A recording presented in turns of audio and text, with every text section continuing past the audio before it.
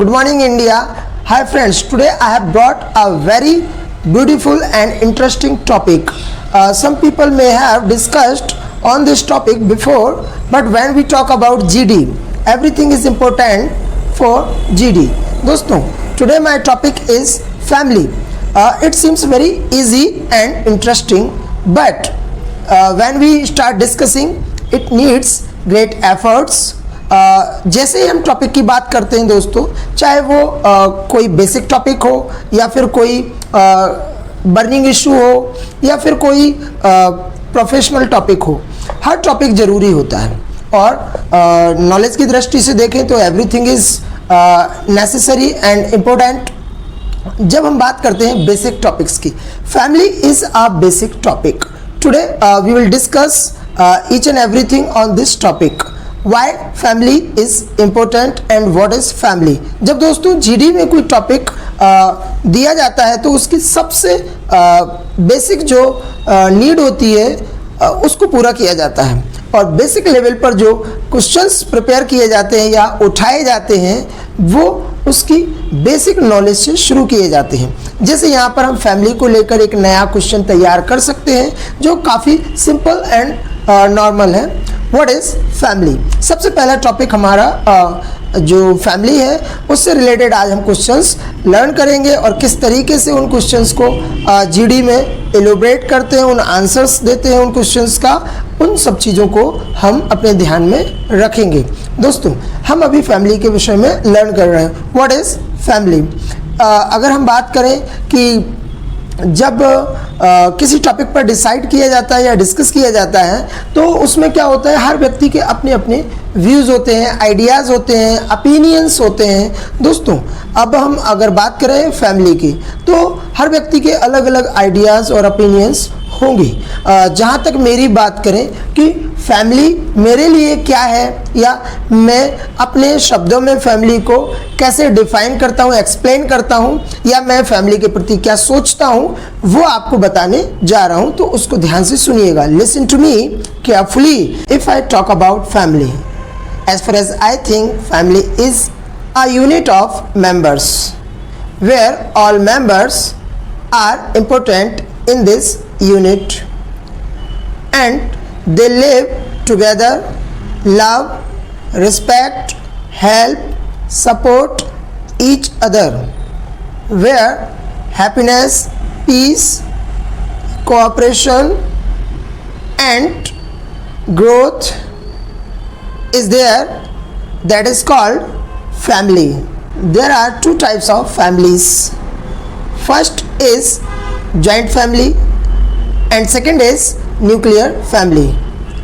Now if I talk about joint family is a big family and it has got many members like grandfather, grandmother, parents, mother, father, uncle, aunt, cousins and children. This is called a joint family.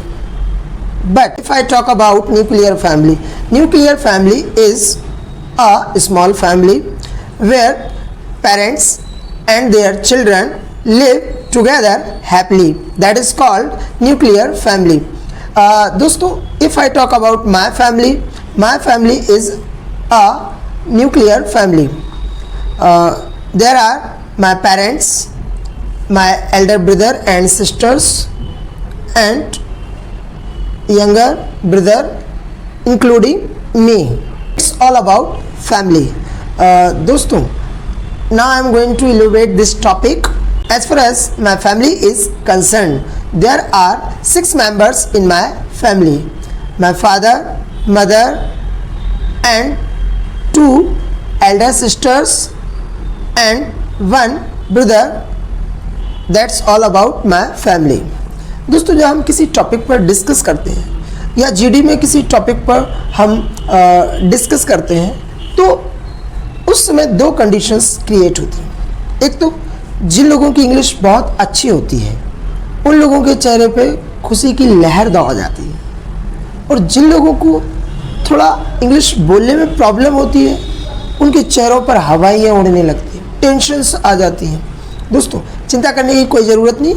इस family topic को हम इस तरीके से learn करेंगे कि आपको सीखने में और मुझे सिखाने में दोनों को आसानी होगी।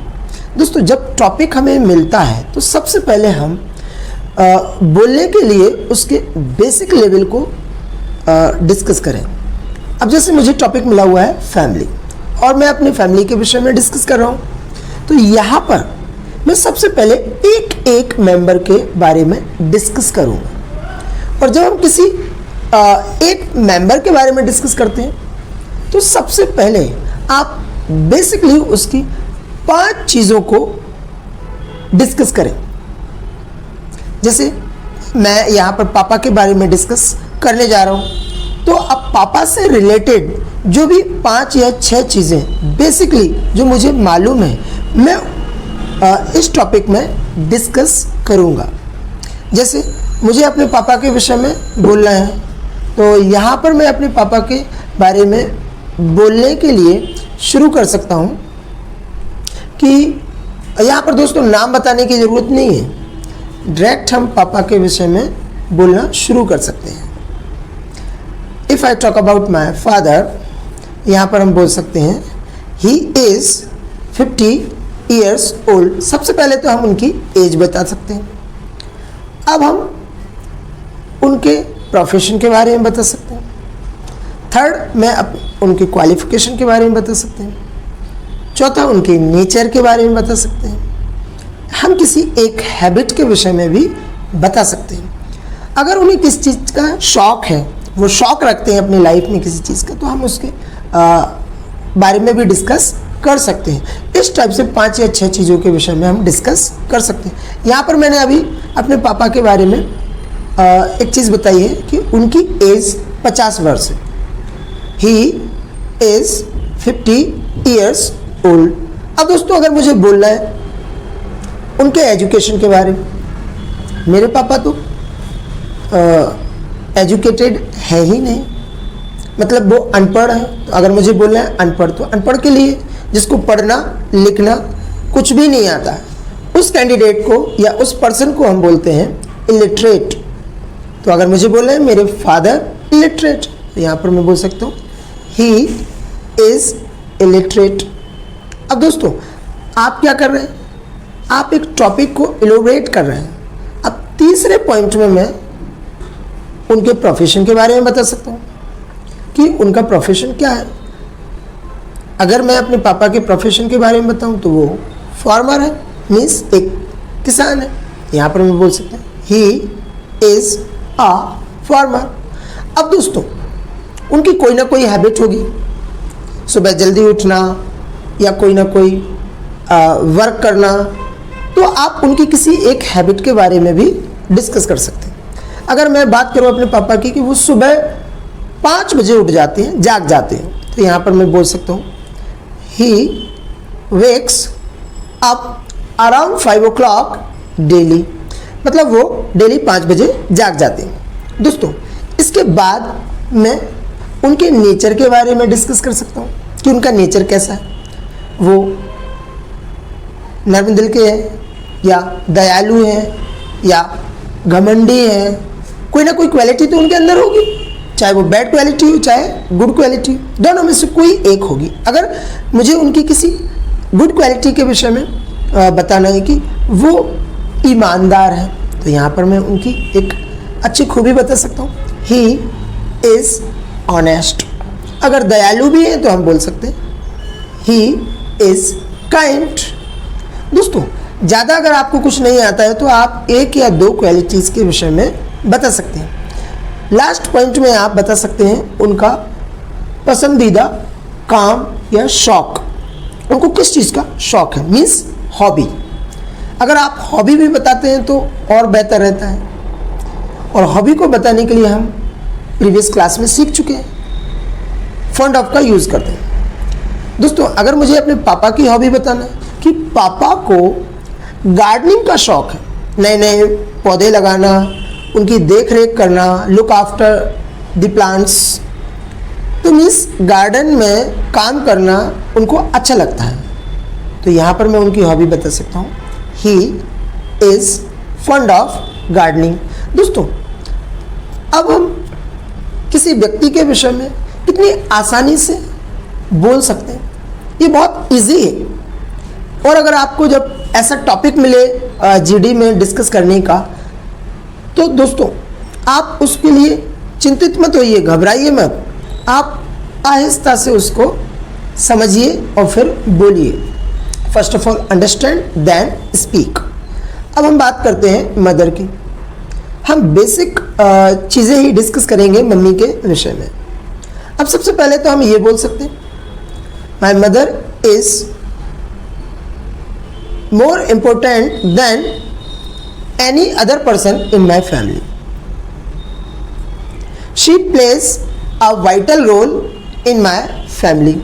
एक बहुत महत्वपूर्ण रोल प्ले करती हैं। और दोस्तों, यहाँ पर हम बोल सकते हैं कि मेरी मम्मी एक हाउसवाइफ है, एक गुड होम मेकर है। तो यहाँ पर हाउसवाइफ से बेहतर हम गुड होम मेकर उनके बारे में बता सकते हैं। She is a good home maker. अब दोस्तों, अगर मुझे उनकी एज बताना है कि वो लगभग 45 वर्ष की हैं, शी इज़ 45 ईयर्स ओल्ड। इस तरीके से हम उनकी एज बता सकते हैं। दोस्तों, अब मुझे उनका क्वालिफिकेशन बताना है कि वो कितनी क्वालिफाइड है। अगर मुझे बोलना है कि मेरी माँ ने बीएड किया हुआ है, बीएड के बाद एमएड भी किया हुआ है, तो अगर मुझे कहना है कि वो बहुत ही क्वालिफाइड है या वेल एजुकेटेड है, तो यहाँ पर मैं बोल सकता हूँ शी इज़ वेल एजुकेटेड। ये वर्ड भी मैं बोल सकता हूँ। इसके अलावा अब मैं उनके नेचर के विषय में आपसे डिस्कस कर सकता हूँ कि उनका नेचर कैसा, बिहेवियर कैसा है। तो दोस्तों, वो बहुत ही मेहनती है। She is laborious. Laborious means a person who works hard day in day out. दिन रात मेहनत करने वाला इंसान, जिसे हम बोलते हैं laborious। दोस्तों, वो कभी स्टॉप नहीं होती है, रुकती नहीं है, वो लगातार कंटिन्यूअस वर्क करती रहती है। और मैं यहाँ पर कहूँ कि वो बहुत स्ट्रांग है, तो यहाँ पे बोल सकता हूँ मैं शी इज़ स्ट्रांग। दोस्तों, अगर मुझे उनकी एक हैबिट के बारे में बोलना कि मेरी मम्मी रोज़ सुबह 4 बजे उठ जाती है, तो यहाँ पर मैं उनकी एक हैबिट के बारे में आपसे डिस्कस कर रहा हूँ। She gets up around 4 o'clock daily. दोस्तों, पापा के लिए मैंने वेकअप वर्ड यूज़ किया था और मम्मी के लिए गेटअप वर्ड यूज़ कर रहा हूँ। जब आप नए नए वर्ड्स का यूज़ करते हैं तो ये वर्ड्स आपके टॉपिक को बहुत ही इंटरेस्टिंग बनाते हैं। तो इस चीज़ का विशेष ध्यान रखें कि आप नए नए वर्ड्स ज़्यादा से ज़्यादा यूज़ करें अपने कॉन्वर्सेशन में, अपने टॉपिक को लीड करते वक्त, इलोबरेट करते वक्त। अब दोस्तों, मैं उनकी एक हॉबी बता रहा हूँ आपको कि मेरी मम्मी को किस चीज़ का शौक़ है। सबसे पहले तो उनको खाना बनाने का शौक़ है दोस्तों। तो सबसे पहले मैं उनकी एक हॉबी बताता हूँ आपको। She is fond of cooking food.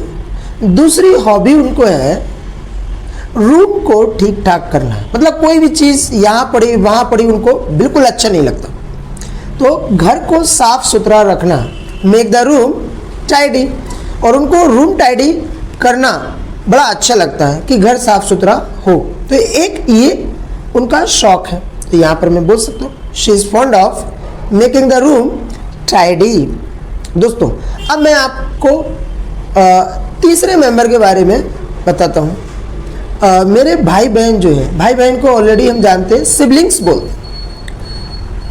2 sisters जो मुझसे बड़ी हैं और बड़े भाई बहनों को हम बोलते हैं एल्डर्स, और एक भाई मुझसे बड़े हैं। तो सबसे पहले मैं आपको बड़ी दीदी के विषय में डिस्कस कर रहा हूँ। दोस्तों, अगर मुझे बोलना है कि मेरी दीदी मैरिड है, मतलब उनकी शादी हो चुकी है, तो यहाँ पर मैं बोल सकता हूँ my elder sister is married. और वो अभी प्रेजेंट में ग्वालियर में रहती है, तो यहाँ पर मैं उनका रेसिडेंस बता रहा हूँ कि वो कहाँ रहती है। शी रेसाइड्स इन ग्वालियर। दोस्तों, रहने के लिए हम लिव वर्ड का भी यूज़ करते हैं, लेकिन मैं यहाँ पर प्रोफेशनल वर्ड का यूज़ कर रहा हूँ, रिसाइड। लिव के प्लेस पर हम रिसाइड वर्ड का भी यूज़ कर सकते हैं, तो यहाँ पर मैंने रिसाइड का यूज़ किया है कि मेरी दीदी ग्वालियर में रहती है। She resides in Gwalior. दोस्तों, अगर मैं बड़ी दीदी की बात करूँ, उनके एजुकेशन की बात करूँ, तो वो बिल्कुल भी पढ़ी लिखी नहीं है, वो कभी स्कूल ही नहीं गई, मतलब उन्हें पढ़ना लिखना नहीं आता, वो भी मेरे पापा की तरह। तो यहाँ पर मुझे बोलना है कि वो इलिटरेट है, तो कैसे बोलेंगे? She is illiterate.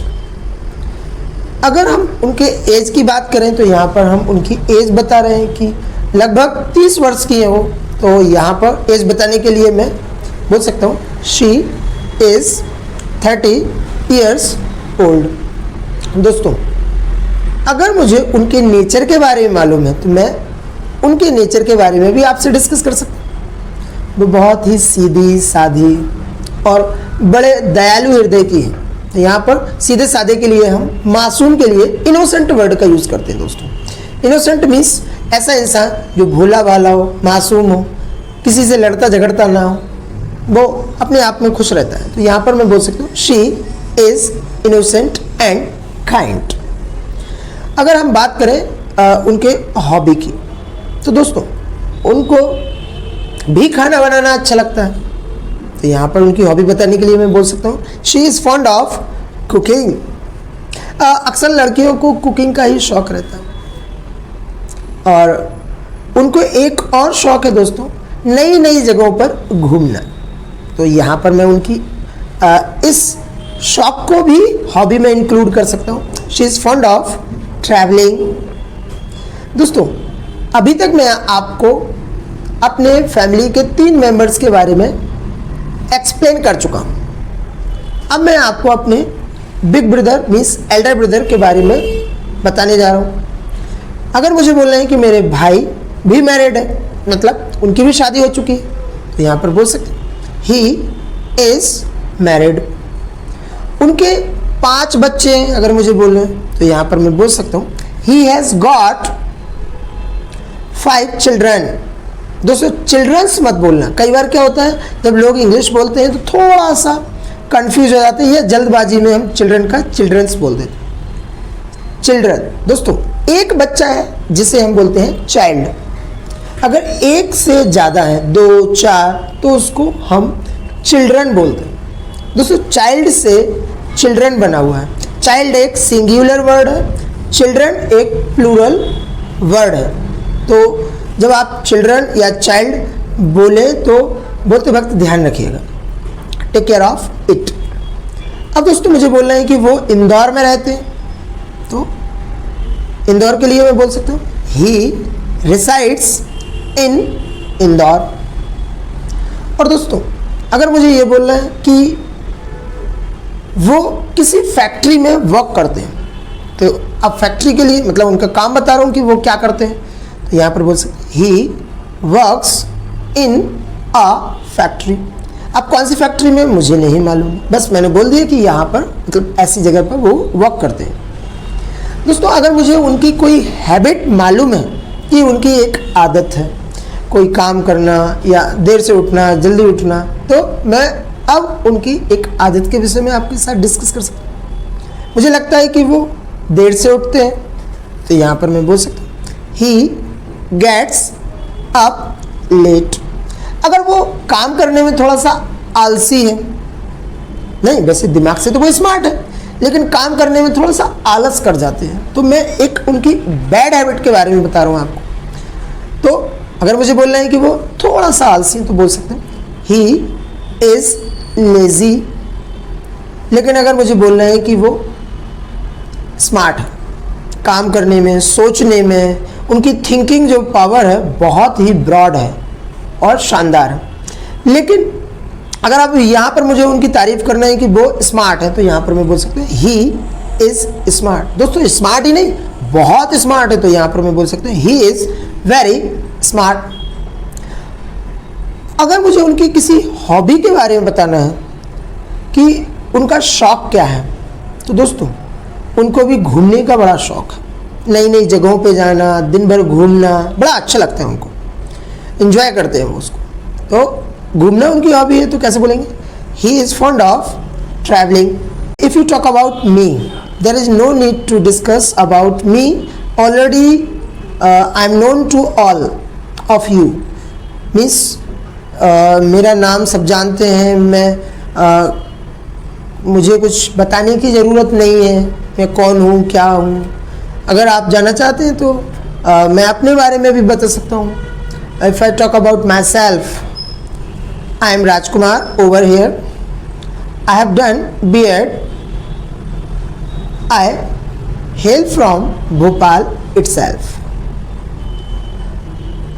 I am honest and laborious. If I talk about my hobby, I am fond of cooking, learning new things. I am fond of riding a bike. I am fond of making pictures, writing scripts. Lots of hobbies I have got. If you talk about my nature, I am kind. It's all about me. इस तरीके से हम किसी भी topic पर आसानी से discuss कर सकते हैं। दोस्तों अब हम बात करते हैं फैमिली से रिलेटेड जो क्वेश्चंस इंटरव्यू में पूछे जाते हैं या जीडी में डिस्कस किए जाते हैं। दोस्तों एक वर्ड है मैरिट। इस वर्ड को as a noun, as a verb के रूप में भी यूज़ किया जाता है। मैरिट का एक अपोजिट वर्ड है उल्टा, जिसे हम डीमेरिट कहते हैं। दोस्तों डीमेरिट एक नाउन है। मेरिट मीन्स किसी चीज़ की क्वालिटी, मीन्स उसका गुण, और डीमेरिट उस चीज़ की नेगेटिव क्वालिटी मीन्स अवगुण। दोस्तों जब भी हम किसी टॉपिक पर डिस्कस करते हैं, चाहे वो फैमिली हो, चाहे जॉब हो या बिजनेस हो, हम हमेशा एक बात याद रखते हैं कि इस फैमिली या जॉब या बिजनेस की क्या मेरिट्स हैं, मतलब क्या खूबियां हैं, क्या गुण हैं, और इस फैमिली या बिजनेस या जॉब के क्या डिमेरिट्स हैं, मतलब कि कमियां क्या हैं। तो जनरली हम इन दो वर्ड्स को किसी फैमिली या किसी टॉपिक की कमियां या खूबियों के रूप में इनको यूज़ करते हैं, और जनरली ये वर्ड्स बहुत ज़्यादा यूज़ होने वाले वर्ड्स हैं। और दोस्तों यहाँ पर हम एक नया क्वेश्चन तैयार करते हैं जो अक्सर जीडी में पूछा जाता है, जैसे कि what are the merits and demerits of nuclear family and joint family. इस तरीके से एक क्वेश्चन हमारे इंटरव्यू में पूछा जाता है, फिर हम इस टॉपिक पर डिस्कस करते हैं। दोस्तों अभी मैं आपको वन बाय वन करके merits and demerits of nuclear family, merits and demerits of joint family one by one clear करता जाऊंगा। सबसे पहले मैं यहाँ पर न्यूक्लियर फैमिली को डिफाइन करूंगा कि उसके मेरिट्स और डिमेरिट्स क्या हैं। Now let's come to the point. दोस्तों न्यूक्लियर फैमिली के मेरिट्स मीन्स इसकी विशेषताएं क्या होती हैं। न्यूक्लियर फैमिली की हम जब बात करते हैं तो यहाँ पर सेटिस्फैक्शन सबसे ज़्यादा होता है, मीन्स एवरीबडी इज सेटिस्फाइड। और दोस्तों न्यूक्लियर फैमिली में बच्चों के एजुकेशन की बात करें तो I think there is well education in nuclear family, और बच्चों पर अच्छे से ध्यान दिया जाता है। Parents can look after their children properly, उनका प्रॉपरली ध्यान रखा जाता है। न्यूक्लियर फैमिली की ये सबसे खास बात है। And most of the candidates are responsible. अगर देखा जाए तो एक न्यूक्लियर फैमिली में हर एक कैंडिडेट रिस्पॉन्सिबल होता है, मीन्स हर कैंडिडेट को उसकी एज और सेक्स के अकॉर्डिंग वर्क दिया जाता है। मीन्स चिल्ड्रन के लिए स्पेशली वो वर्क दिया जाता है जो उनके लिए सुटेबल हो या वो जिसको कर सकें।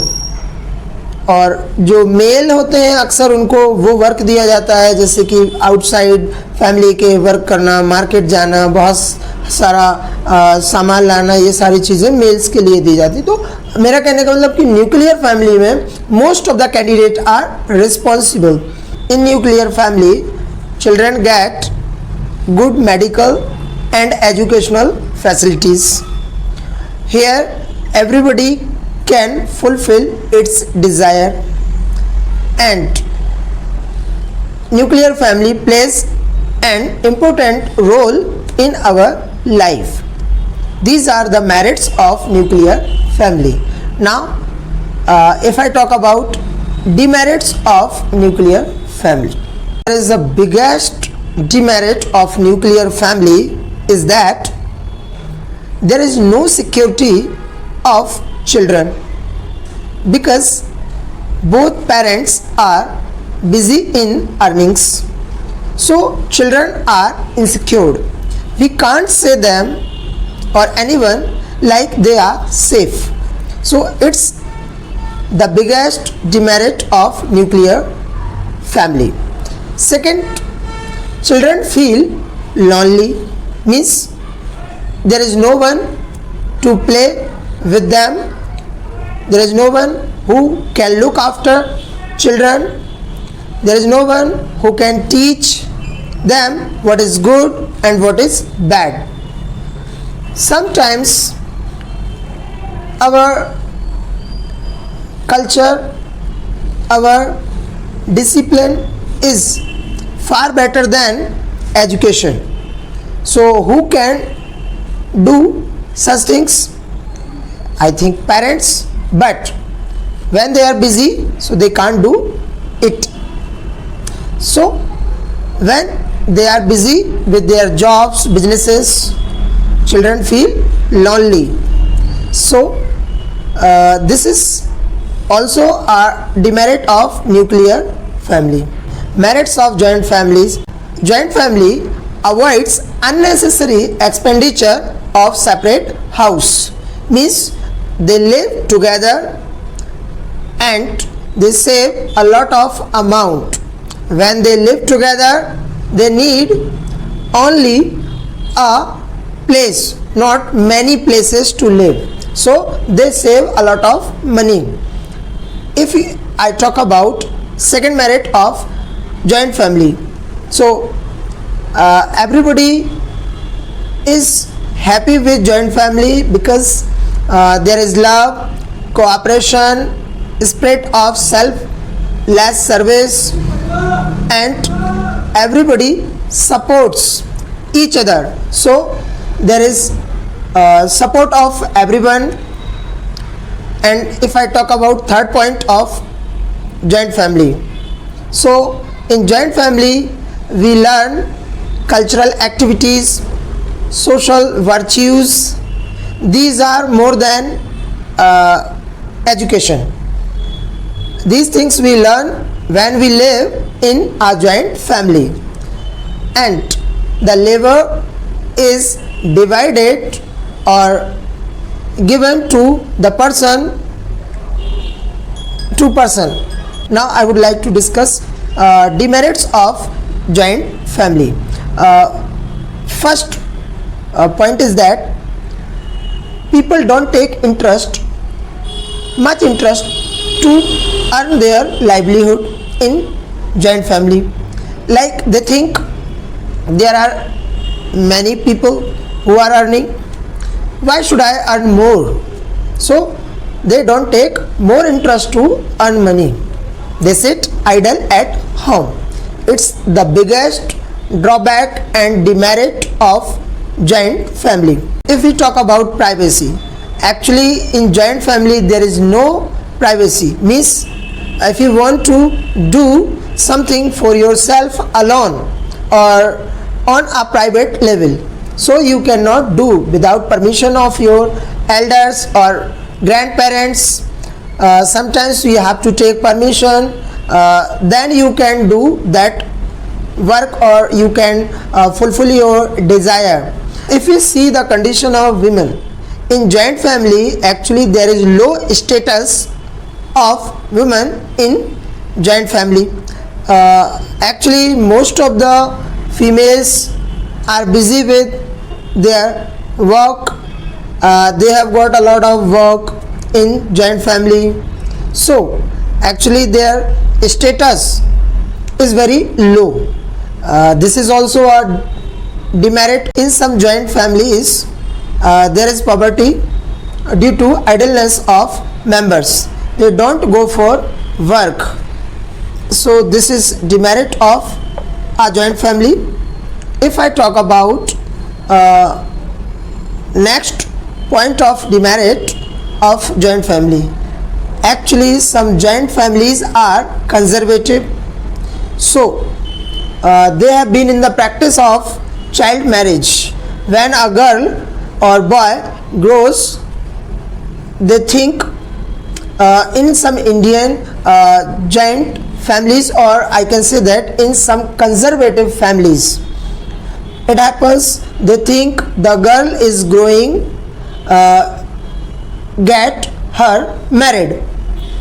Sometimes in some conservative families think the girl is burden on them, so instead of providing education, they get her married before maturity or before her age. This is the biggest drawback or demerit of some joint families. So I have discussed all the merits and demerits of nuclear and joint family. Now you can elaborate the topic as much as long as you can. Dear, sometimes what happens when we talk about family, many more questions can come, like जब हम family पर discuss करते हैं तो और भी बहुत सारे क्वेश्चंस हमारे जीडी के लिए निकलते हैं. वैसे जीडी में हम डिस्कस नहीं करते हैं, लेकिन कुछ क्वेश्चंस हम डे टू डे लाइफ में अपने फ्रेंड्स के साथ डिस्कस करते रहते हैं. जैसे अगर मुझे आपसे पूछना हो कि आपकी फैमिली में बच्चों की देखभाल कौन करता है, मतलब फैमिली की देखभाल कौन करता है. जब सभी लोग व्यस्त रहते हैं, जॉब पर चले जाते हैं, बिजनेस पर चले जाते हैं, तो फैमिली की देखरेख कौन करता है. किसी भी चीज़ की देखरेख करना या उसको उसकी देखभाल रखना, तो उसे कहते हैं लुक आफ्टर. अगर मुझे पता करना है कि आपकी फैमिली में ऐसा कौन सा मेंबर है, हर फैमिली में कोई ना कोई मेंबर रहता है उसकी देखभाल करने के लिए, आपकी फैमिली में ऐसा कौन सा मेंबर है जो फैमिली को लुक आफ्टर करता है. तो यहाँ पर हम एक क्वेश्चन क्रिएट कर सकते हैं कि कौन ऐसा मेंबर है जो लुक आफ्टर करता है फैमिली को. तो उसको हम किस तरीके से पूछेंगे. हम बात यहाँ पर किसकी बात कर रहे हैं, मेंबर की, और मेंबर के लिए हम हु वर्ड का यूज करते हैं. तो यहाँ पर हम क्वेश्चन क्रिएट कर सकते हैं, who looks after your family, मतलब आपकी फैमिली की देखभाल कौन करता है. अगर आपकी फैमिली में मम्मी देखभाल करती है तो आप बोल सकते हैं my mother looks after my family. पापा करते हैं तो उनके लिए बोल सकते हैं my father looks after my family. अगर आप खुद करते हैं तो आप खुद के लिए भी बोल सकते हैं कि मैं अपनी फैमिली की देखभाल करता हूँ, I look after my family. दोस्तों, जब आप खुद के बारे में बता रहे हैं कि आप फैमिली की देखरेख करते हैं या देखभाल करते हैं, तो वहाँ पर लुक से एस को हटा दिया जाएगा, क्योंकि मम्मी और पापा थर्ड पर्सन है, इसलिए मैंने वहाँ पर लुक के साथ एस का यूज़ किया था. लेकिन यहाँ पर हम प्लूरल खुद की बात कर रहे हैं, आई प्लूरल होता है. समटाइम्स आई को सिंगुलर के रूप में भी यूज़ किया जाता है, लेकिन यहाँ पर हम आई को प्लूरल के रूप में यूज़ कर रहे हैं. तो यहाँ पर मैंने बताया I look after my family, तो यहाँ पर लुक से हमने एस को रिमूव किया है. दोस्तों, जनरली एक क्वेश्चन और क्रिएट होता है कि आपकी फैमिली में किस व्यक्ति की चलती है. मतलब कोई ना कोई फैमिली में ऐसा मेंबर होगा जो सबसे ज़्यादा सीनियर होगा, या जब भी कभी किसी चीज़ का निर्णय लेना होता है प्रॉपर्टी खरीदने के लिए, या एजुकेशन को लेकर, किसी की मैरिज को लेकर, या कोई फंक्शन ऑर्गेनाइज करना हो, कोई बर्थडे पार्टी ऑर्गेनाइज करना हो, तो उसके लिए कोई ना कोई मेंबर होगा जो निर्णय लेता होगा, मतलब जिसकी चलती होगी. दोस्तों, किसी की चलती होना, उसके लिए हम यूज़ करते हैं हैज़ गॉट अ से। जैसे अगर मुझे बोलना है कि मेरी फैमिली में मेरी चलती है, तो यहाँ पर मैं खुद की बात कर रहा हूँ, और खुद की जब बात करते हैं तो आई के साथ हैव का यूज़ करते हैं। तो यहाँ पर अगर मुझे बोलना है कि मेरी फैमिली में मेरी चलती है, तो मैं उसके लिए कैसे बोलूँगा? आई हैव गॉट अ से इन माई फैमिली। दोस्तों, अगर मुझे बोलना है कि मेरी फैमिली में मेरे पापा की चलती है, अब पापा थर्ड पर्सन है, पापा के बारे में बोला मेरे पापा की चलती है। अक्सर इंडियन फैमिलीज़ में हमारे यहाँ पापा की ही चलती है, तो हमें बोलना है पापा की चलती है, तो कैसे बोलेंगे? My father has got a से इन माई फैमिली। दोस्तों, यहाँ पर मैंने पापा के लिए हैज़ गॉट का यूज़ किया और मैंने खुद के लिए हैव गॉट का यूज़ किया था। ये बेसिक रूल है इंग्लिश का, इसको ध्यान रखिएगा। जब हम थर्ड पर्सन की बात कर रहे हैं तो हैज़ गॉट का यूज़ करेंगे, खुद की बात कर रहे हैं या सब्जेक्ट प्लूरल है तो उसके लिए हैव गॉट का यूज़ करें। अक्सर लोग ये बेसिक रूल्स में बहुत मिस्टेक्स करते हैं, तो आप इस चीज़ को ध्यान रखिएगा। Take care of it. दोस्तों, अगर मुझे बोलना है कि मेरी फैमिली में मेरे दादाजी की चलती है, तो यहाँ पर बोल सकते हैं my grand father has got a से। और दोस्तों, जो कुछ भी वो कह दे, मतलब कि जो भी उन्होंने ऑर्डर दे दिया कि ये होना है, ऐसा होना है, बस वही काम हमारी फैमिली में होता है। तो यहाँ पर हम जो कुछ के लिए वॉट एवर का यूज़ कर सकते हैं। जो कुछ भी मतलब कुछ भी जो भी उन्होंने बोल दिया, तो यहाँ पर हम वॉट एवर का यूज़ करेंगे। What ever he says. दोस्तों, यहाँ पर मैंने से मैं एस को यूज़ किया है क्योंकि मेरे दादाजी थर्ड पर्सन है। और दोस्तों, से के साथ जब एस का यूज़ किया जाता है तो कई लोग इसको सेज बोलते हैं, जबकि इसका सही उच्चारण सेज नहीं है, इसको बोलते हैं सैज। तो आप जब इसका उच्चारण करें तो इसको ध्यान में रखिएगा, सेज ना बोल करके आपको क्या यूज़ करना है? सैज। तो जो कुछ भी मेरे दादाजी बोलते हैं वही मेरी फैमिली में होता है। What ever he says it happens in my family. दोस्तों, अगर मुझे बोलना है कि जो कुछ भी मैं कहता हूँ वो मेरी फैमिली में होता है, तो यहाँ पर मैं अपनी बात करूँ तो उसके लिए मैं बोल सकता हूँ वॉट एवर आई से। अब यहाँ पर मैंने से में से एस को हटा लिया है। क्यों? क्योंकि मैं खुद की बात कर रहा हूँ, तो जो कुछ भी मैं कहता हूँ वही मेरी फैमिली में होता है। वॉट एवर आई से it happens in my family. क्यों क्यों होता है? भाई, मेरी चलती है, मतलब इन द सेंस मैं अपनी फैमिली में सबसे इम्पोर्टेंट पर्सन हूँ, सबसे ज़्यादा पैसे वाला हूँ, या आप कह सकते हैं कि मैं अपनी फैमिली में तोप हूँ। जैसे कई लोग बोलते हैं भाई वो तो तोप है, तो अगर मुझे बोलना है कि मैं अपनी फैमिली में तोप हूँ तो उसके लिए हम एक वर्ड यूज़ करते हैं बिग गन। यहाँ पर मैं बोल सकता हूँ कि मैं एक तोप हूँ, I am a big gun. और मुझे बोलना है कि मेरी फैमिली में इसलिए मेरी चलती है क्योंकि मैं बिग गन हूँ, तो वॉट एवर आई से it happens in my family. Reason being, अब मैं क्या हूँ? I am a big gun. और दोस्तों, पापा की चलती है मुझे बोलना है, तो यहाँ पर उनके लिए बोल सकते हैं कि क्यों चलती है उनकी, क्योंकि reason being he is a big gun. दोस्तों, अगर हमें पता करना है कि आपकी फैमिली में किसकी चलती है, कौन ऐसा पावरफुल कैंडिडेट है जिसकी बात सभी लोग मानते हैं फैमिली में, तो कैसे पूछेंगे इस क्वेश्चन को कि किसकी चलती है आपकी फैमिली में? चलिएगा क्वेश्चन को क्रिएट कर दें। हम बात कर रहे हैं यहाँ पर फैमिली में किसी मेंबर की, तो मेंबर के लिए मतलब हम व्यक्ति के लिए किसका यूज़ करते हैं? हु। तो हम पूछ सकते हैं कि किसकी चलती है? हु हैज़ गॉट अ से इन योर फैमिली। अब हैज़ गॉट का यूज़ क्यों किया? दोस्तों, किसी ना किसी एक व्यक्ति की चलती होगी आपके फैमिली में, तो यहाँ पर हम एक व्यक्ति की बात कर रहे हैं कि किस व्यक्ति की चलती है, उसके लिए हमने हैज़ का यूज़ किया है। अगर बहुत सारे व्यक्ति होते तो उसके लिए हम हैव का यूज़ करते हैं, लेकिन यहाँ पर तो कोई एक व्यक्ति की बात कर रहे हैं कि किसकी चलती है। ऐसे कौन सा पर्सन है जो फैमिली में सबसे ज़्यादा पावरफुल है और जिसकी बात मानते हैं सभी लोग, तो उसके लिए हम क्वेश्चन कैसे क्रिएट करेंगे? हु हैज़ गॉट अ से इन योर फैमिली। अब आप इसका आंसर दे सकते हैं, आपकी चलती है तो आप बोल सकते हैं आई हैव गॉट अ से इन माई फैमिली। अगर पापा की चलती है तो आप बोल सकते हैं माई फादर हैज़ गॉट असे इन माई फैमिली। दोस्तों, इस क्वेश्चन को आप दूसरे तरीके से भी पूछ सकते। अगर आपको अपने कॉलेज के फ्रेंड से पूछना है कि एक बात बताइए, अपने कॉलेज में किसकी चलती है? भाई कोई ना कोई तो मेंबर होगा जिसकी बात सभी लोग मानते होंगे, जो निर्णय लेता होगा, जो डिसाइड करता होगा कि क्या करना है क्या नहीं करना है।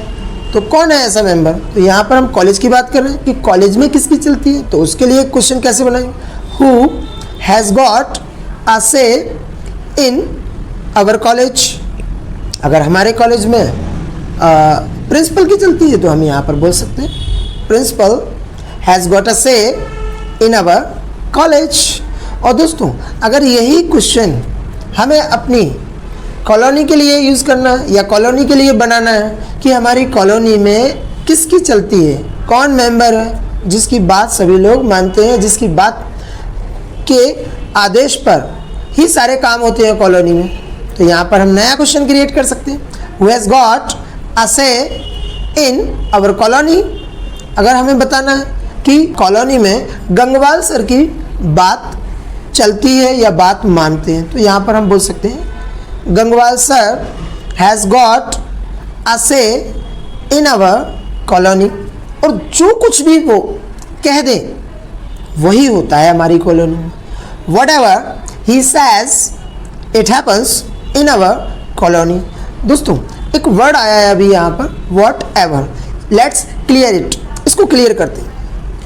सपोज करते हैं कि मेरे पास किराने की दुकान, there are many toffees, biscuits and lots of things to eat. अगर मेरी फैमिली से या रिलेशंस में से कोई रिश्तेदार आते हैं और उनके साथ बच्चे आते हैं और मुझे बच्चों को बोलना है कि बेटा इसमें से ये जितने भी डिब्बे रखे हुए हैं यहाँ पर, इनमें से जो भी टॉफ़ी बिस्किट आपको पसंद है आप खा लीजिए। अब यहाँ पर बहुत सारी चीज़ें, अब बहुत सारी चीज़ों में से मुझे ये बोलना है कि आपको जो कुछ भी खाना है खा लीजिए। टेक वट एवर, जो कुछ भी, बिस्किट, टॉफ़ी, या आपको नमकीन खाना है या फिर आपको कोल्ड ड्रिंक पीना है, और भी बहुत सारे आइटम्स, जो कुछ भी। Take whatever you want. दोस्तों, जब हम किसी रेस्टोरेंट पे खाना खाने जाते हैं तो हमारे फ्रेंड्स आपस में डिसाइड करते हैं ऑर्डर करो जो कुछ भी तुम्हें अच्छा लगे या जो कुछ भी तुम्हें खाना। Give orders what ever you want. या हम ऐसा भी बोल सकते हैं जो कुछ भी खाना है खा लीजिए। Take whatever you want. भाई आपको मटर पनीर पसंद है, पालक पनीर पसंद है, काजू पनीर पसंद है, कढ़ाई पनीर पसंद है, जो कुछ आपको खाना है, take whatever you want. दोस्तों, अगर आपके घर पर मेहमान आते हैं और आपको बोलना है कि बैठ जाइए, बैठ जाइए के लिए बहुत सारे वर्ड्स हैं जहाँ पर हम किसी व्यक्ति को बैठने के लिए यूज़ कर सकते हैं। जैसे सबसे लो लेवल पे या सबसे नॉर्मल लेवल पे हम वर्ड यूज़ करते हैं किसी को बैठने के लिए। अगर बोल रहा हूँ सिट डाउन, इट मीन्स बैठ जाइए। और अगर उससे थोड़ा सा और अच्छा वर्ड यूज़ करना है स्टैंडर्ड लेवल पे, तो हम किसी को बैठने के लिए उस वर्ड का भी यूज़ कर सकते हैं, have a seat. It's a beautiful word, it's a nice word to offer the chair for somebody. किसी व्यक्ति के लिए चेयर ऑफर करने के लिए सबसे खूबसूरत वर्ड। दोस्तों, अगर इससे और अच्छा वर्ड यूज़ करना चाहते हैं किसी को बैठने के लिए कि आइए बैठ जाइए, या फिर आप उनको ये बोलना चाहते हैं कि अपना ही घर समझें, मतलब कि इस घर को आप अपने घर जैसा समझें, तो उसके लिए हम बोल सकते हैं फील एट होम। और जब हम इस तरीके से बोलते हैं तो लोगों को बड़ा कंफर्टेबल फील होता है, वो हेजिटेट नहीं होते हैं, वो अनकंफर्टेबल नहीं होते हैं, फिर हमारे साथ वो एमिएबल होकर, मिलनसार होकर बातें करते हैं। They talk sweetly with us. तो ये तरीके हैं किसी को चेयर ऑफर करने के लिए, बैठने के लिए।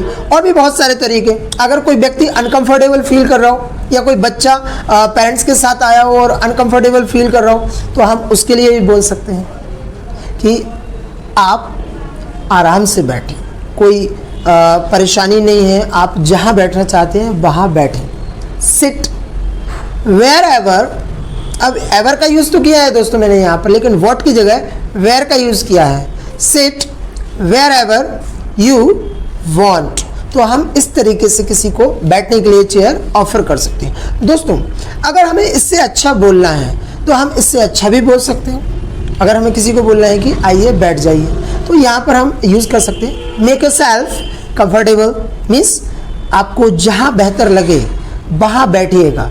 तो हम इस सेंस में मेक योर सेल्फ कंफर्टेबल का भी यूज़ कर सकते हैं। दोस्तों अगर हमें थोड़ा सा और फास्ट इंग्लिश बोलना है और किसी को चेयर ऑफर करने के लिए बोलना है तो हम यहाँ पर ये भी बोल सकते हैं बी सीटेड। ये भी बहुत खूबसूरत वर्ड है, अगर आप चाहें तो इस वर्ड को भी यूज़ कर सकते हैं।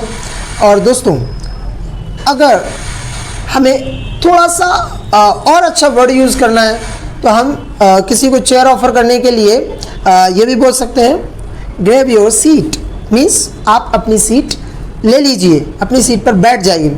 अक्सर ये वर्ड हम जब कभी ट्रैवल करते हैं उस टाइम पर एयर हॉस्टेस वगैरह हमसे जब बातें करते हैं तो हम उस टाइम पर इस वर्ड का यूज़ करते हैं कि सर आप अपनी सीट ले लीजिए, या तो नॉर्मल वर्ड का यूज़ करते हैं टेक योर सीट या बी सीटेड, और तीसरा जो अभी मैंने आपको बताया ग्रैब योर सीट। इस टाइप से हम बैठने के लिए किसी व्यक्ति को ये बहुत सारे वर्ड्स जो हैं वो यूज़ करते हैं। इनमें से आपको जो वर्ड अच्छा लगे आप उस वर्ड का यूज़ कर सकते हैं। दोस्तों यहाँ पर मैंने वॉट एवर और वेयर एवर का यूज़ अभी आपको सिखाया है, और भी आगे आप अपनी क्लासेस में इस वीडियो के माध्यम से, इस चैनल के माध्यम से सीखते रहेंगे। तो दोस्तों हम इस तरीके से अपने टॉपिक को, अपने कॉन्वर्सेशन को इलैबोरेट कर सकते हैं फ्रेंड लेवल पर, अपने फैमिली लेवल पर, या फिर जीडी के लेवल पर।